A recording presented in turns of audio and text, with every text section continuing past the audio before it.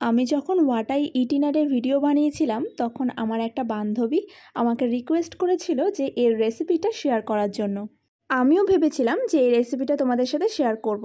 পোলাও খেতে কার না ভালো লাগে, কিন্তু সেটা যদি হয় ঝুটঝামেলা ছাড়া একদম চটজলদি, তাহলে তার কোনো কথাই নেই। এই রেসিপিটা একবার তো ট্রাই করাই যায়। রেসিপিটার মধ্যে তেমন কিচ্ছু নেই, তোমরা দেখতে থাকো যে আমি কি কি ব্যবহার করেছি। এখানে প্রথমে আমি নিয়েছি একটা মেজারমেন্ট কাপ, এটা 1/4 সাইজের নিয়েছি। এখানে 1/4 কাপ গোবিন্দভোগ চাল, মানে যে চামচটা দেখালাম সেটারই 1 চামচ গোবিন্দভোগ চাল আমি নিয়েছি। চালটাকে ভালোভাবে ওয়াশ করার পর একটা পরিষ্কার কাপড়ের ওপরে এইভাবে ছড়িয়ে রাখলাম যে এক্সেস ওয়াটারটা আছে সেটা ড্রাই হয়ে যাওয়ার জন্য। অন্যদিকে আমি কিছু ড্রাই ফ্রুটস নিয়েছি আর নিয়েছি পনিরটাকে এইভাবে ছোট ছোট কিউবে আকারে কেটে নিয়েছি। ড্রাই ফ্রুটসের মধ্যে নিয়েছি আলমন্ডস, কাজু, কিশমিশ। তোমরা চাইলে এর মধ্যে ওয়ালনাট ব্যবহার করতে পারো, আবার পেস্তাও ব্যবহার করতে পারো। আর নিয়েছি কিছু গোটা মশলা। এটা আমি একজনের জন্য বানাচ্ছি, তাই যতটুকু দেখাচ্ছি ঠিক ততটুকুই ব্যবহার করবে একজনের জন্য বানাতে গেলে। এবার কড়াইটা ভালোভাবে গরম করে যে বড় চামচ হয় তার 1 চামচ ঘি আমি এখানে নিয়েছি। ঘিটা একটু গরম হয়ে গেলে তার মধ্যে পনিরগুলো দিয়ে হালকাভাবে ভেজে নেব, খুব বেশি ভাজবো না। পনিরটা ভাজা হয়ে গেছে, তারপরেও দেখো একটু ঘি কিন্তু আমার রয়ে গেছে।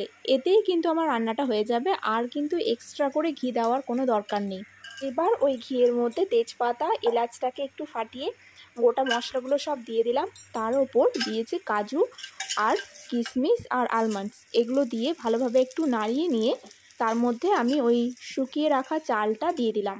এবার এর মধ্যে দিচ্ছি স্বাদ মতো নুন আর একটু গরম মশলার গুঁড়ো।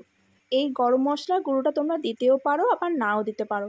এবার সব কিছুকে ভালোভাবে একটু মিক্স করে নেব। চালটা জাস্ট 2 মিনিটের মতন একটু ভাজা হবে, তার মধ্যে আমি পনিরটাকে দিয়ে দিয়েছিলাম। এবার ওই যে মেজারমেন্ট কাপটা নিয়েছিলাম তার 1 কাপ চাল নিয়েছিলাম, আর জলটা দিলাম 2 কাপ। ঠিক এই মেজারমেন্টেই কিন্তু জলটা দিতে হবে, বেশি দিলে কিন্তু এটা ঝরঝরে ব্যাপারটা থাকবে না। একটু মিষ্টির জন্য আমি এর মধ্যে দিয়ে দিয়েছি 1 চামচ মতো জাগিরি পাউডার। তোমাদের ঘরে যদি গুড় থাকে তাহলে সেটাও 1 চামচ দিতে পারো মিষ্টির জন্য। তারপর এটাকে আমি একদম লো ফ্লেমে 5 মিনিটের জন্য ঢাকা দিয়ে দিয়েছিলাম। 5 মিনিট পর ঢাকা খুলে দেখলাম যে চালটা আর একটু সামান্য হবে, তাই হাতে করে একটু জল আমি অ্যাড করেছি, দিয়ে আর একবার ঢাকা দিয়ে দিয়েছিলাম 1 মিনিটের মতো। ব্যাস 1 মিনিট পর ঢাকা খুলেই আমাদের ঝরঝরে ড্রাই ফ্রুটস পোলাও একদম রেডি। একটা হেলদি খাবার যদি আমাদের শরীরটাকে ভালো রাখে, আবার সেটা যদি এত টেস্টি খাবার হয়, তাহলে আমরা কেনই বা যাব রেস্টুরেন্টে এত এত টাকা দিয়ে রিচ খাবার খেতে।